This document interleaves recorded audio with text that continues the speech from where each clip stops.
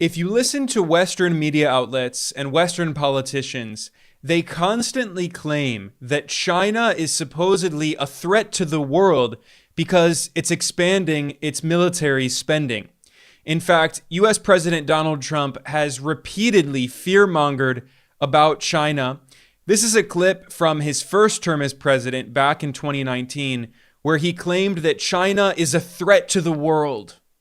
Obviously, China is a threat to the world in a sense because they're building a military faster than anybody. Now, Trump's claim that China is supposedly building up its military faster than anyone is ridiculous, considering that the United States spends more on its military than the next 10 largest military spenders in the world combined.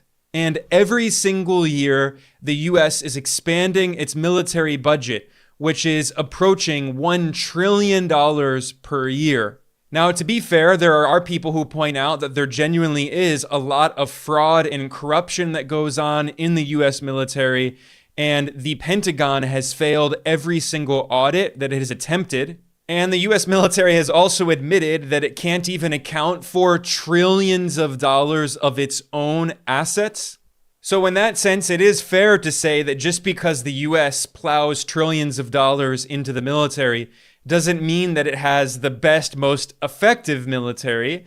But then there's also the simple fact that China has not fought a war since 1979. Meanwhile, the US government has been constantly at war for hundreds of years. In fact, according to official US government data, the US military was involved in 251 foreign interventions just from 1991 until 2022.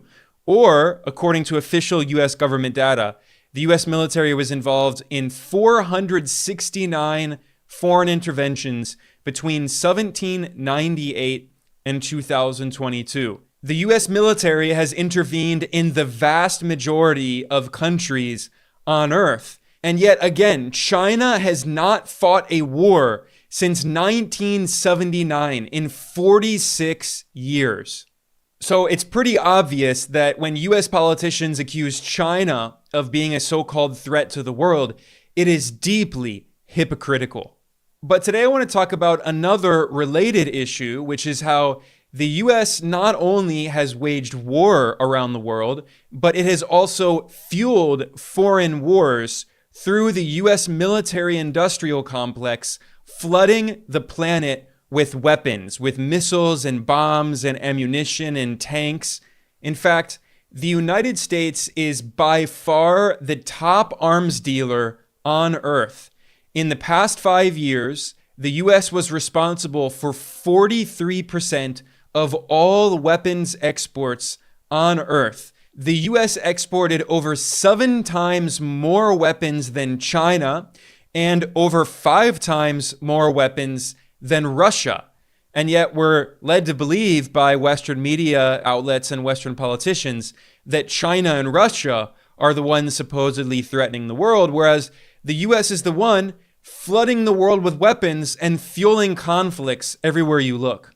This is according to data that was published in March by the Stockholm International Peace Research Institute, which is the world's leading organization tracking the global arms industry and world military spending.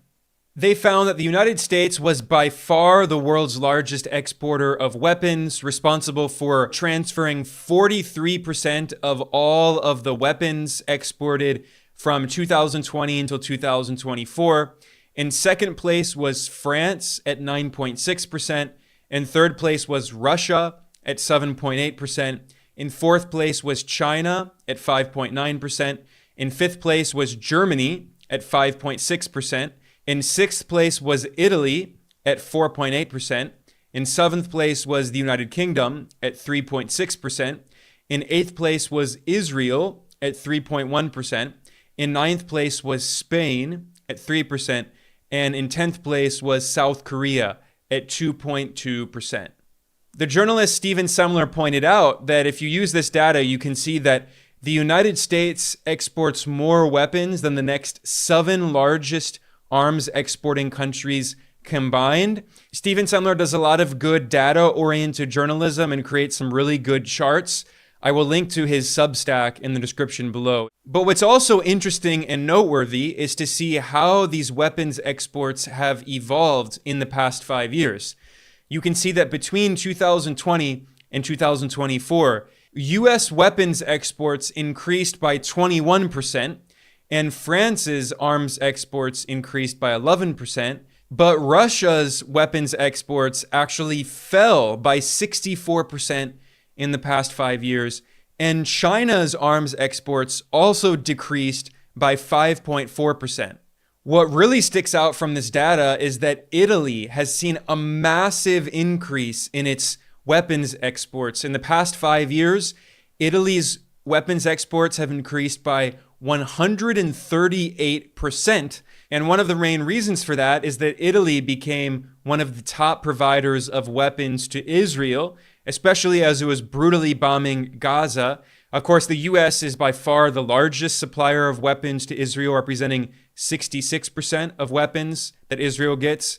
Germany is the second biggest, supplying 30% of Israel's weapons imports, but Italy is the third biggest at 5%. Now, as for the biggest importers of weapons in the past 5 years, it's of course not surprising that the number one importer of weapons was Ukraine, representing 8.8% of all imports of weapons. Of course, because Ukraine has been involved in this proxy war, NATO, led by the United States and also involving European countries, has flooded Ukraine with weapons in order to fight a proxy war against Russia. But what's interesting is that Ukraine has imported more weapons than even India, which is the most populous country on earth with 1.4 billion people. And after India, the other major importers of weapons were Qatar, Saudi Arabia, Pakistan, Japan, Australia, Egypt, the United States, and Kuwait. Now, it's not just Ukraine that has seen a massive increase in military spending and weapons imports in the past 5 years. In fact, across Europe, we've seen the same pattern. In the past 5 years, Europe's imports of weapons more than doubled, and almost 2/3 of all of the weapons imported into Europe by members of NATO were produced by the United States. This has been a huge boon to the US military-industrial complex, with dozens of European countries spending many billions of dollars to buy weapons and ammunition from US weapons corporations. In fact, the United States was the source of more than 80% of the weapons purchased by the United Kingdom, Norway, Sweden, Italy, the Netherlands, and Montenegro. Now, this is not just because of the war in Ukraine. Now, this expanded, intensified phase of the war in Ukraine began in 2022. It actually went back to 2014 when the US backed a coup that overthrew Ukraine's geopolitically neutral government.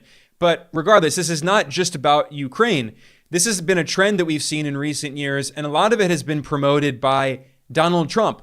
During his first term as US president from 2017 until the beginning of 2021, Trump was pressuring European members of NATO to massively expand their military budgets. Trump originally demanded that European members of NATO boost their military expenditure to 2% of GDP, and the majority actually have done so.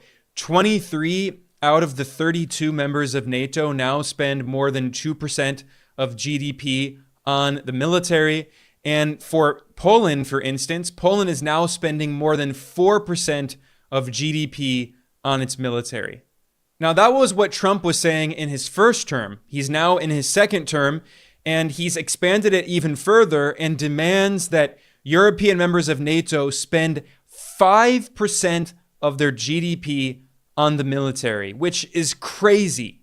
This has led to a weapons bonanza in Europe, and the European Commission even announced that it's going to provide 150 billion euros of loans for NATO members to massively increase their military spending. And this raises the question, where are they going to buy these weapons and ammunition and tanks and such from? what country is going to produce them? Well, you can guess it. A lot of it is probably going to come from the United States, from private for-profit corporations in the U.S. military industrial complex. So this is part of Trump's strategy. He said for decades that he wants to reduce the U.S. current account deficit, the trade deficit it has with the rest of the world. And one of the ways that Trump wants to do this is by forcing European members of NATO to massively increase the number of weapons and military equipment that they buy from the United States. Of course, he's also using tariffs and other mechanisms. But Trump says, okay, fine. You can buy a bunch of our weapons, which is going to help the U.S. economy. It's going to help U.S. weapons corporations. And in the process, it's going to be working class people in Europe who lose out. Why? Because elites in the Western financial press are calling for gutting the welfare state, gutting social spending in order to double the military budget. So U.S. capitalists in the military industrial complex will get richer and richer, while working people in Europe are going to get poorer and poorer. This is the stated policy proposal of the Financial Times, you know, the newspaper of the global capitalist class, well, the transatlantic capitalist class. They published an article titled, "Europe Must Trim Its Welfare State to Build a Warfare State." They argue that there's no way of defending the continent without cuts to social spending. So quite literally, they're going to be taking money away from elderly pensioners, retirees. They're going to take money away from children who want to get education. They're going to take money away from families whose children are at daycare, if there's daycare subsidies provided by the government. They're going to take money away from people who need health care, and they're going to send that money to U.S. weapons corporations like Raytheon and Lockheed Martin and Northrop Grumman in order to make Trump and the U.S. regime happy at the expense of the working people of Europe. This is, in my opinion, an insane policy. And what really concerns me is I think this is going to lead to the rise of far-right parties all across Europe, because you're going to have these centrists and neoliberals and even the fake social democrats who are going to be giving all of this money to the U.S. military-industrial complex, and these far-right parties are going to capitalize on this. So this is a complete disaster in the making. But unfortunately, this is the world that the U.S. government is creating. A world of war, of conflict, of trillions of dollars going down the drain to spend on the military, not on social services, not on healthcare and education. As I pointed out earlier, the U.S. military budget is by far the largest in the world. The United States alone represented 37% of all of the world's military spending as of 2023. This is according to the most recent publicly available data from the same organization, the Stockholm International Peace Research Institute, SIPRI. They show that the United States spends 3 times as much on its military than China, despite the fact that China's population is 4 times larger than the U.S. population. Moreover, the U.S. spends over 8 times more on its military than Russia. Russia only represents 4.5% of global military spending. And then there's India, which represents 3.4% of global military spending. So the U.S. spends over 10 times as much on its military than India, despite the fact that India also has 4 times the U.S. population.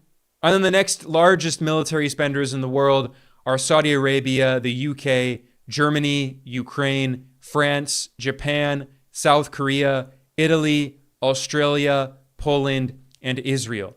Now, I should point out that the majority of these countries are allies of the United States. So when you combine together the military spending of the United States and its allies, it represents the majority of global military spending. But we're supposed to believe that supposedly China is a threat to the world. Again, a country that has not fought a war since 1979. And by the way, I should point out that that data is based on the official numbers used by the US government for its military budget, which is in fact very conservative.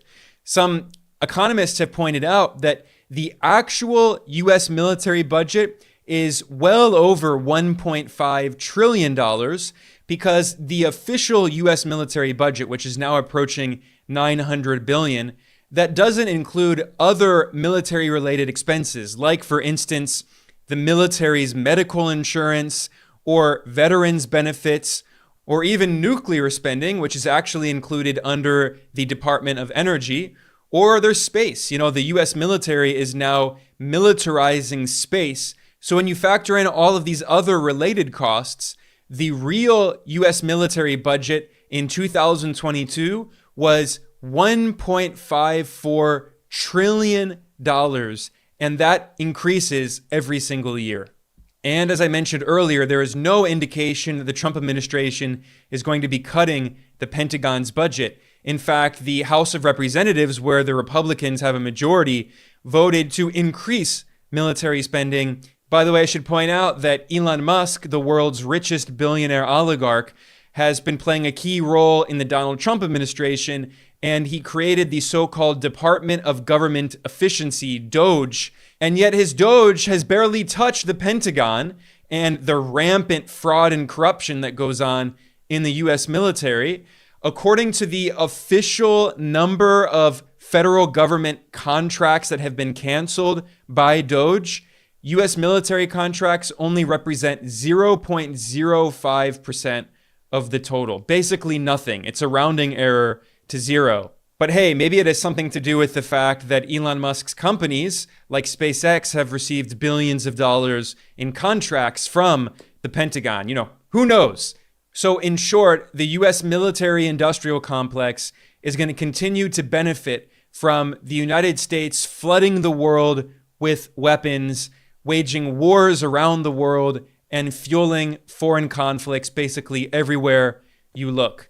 Now, if you want to find access to the links and the sources for all of the reports and data that I cited today, in the description below, I have a link to an article over at geopoliticaleconomy.com, and you can find them for yourself.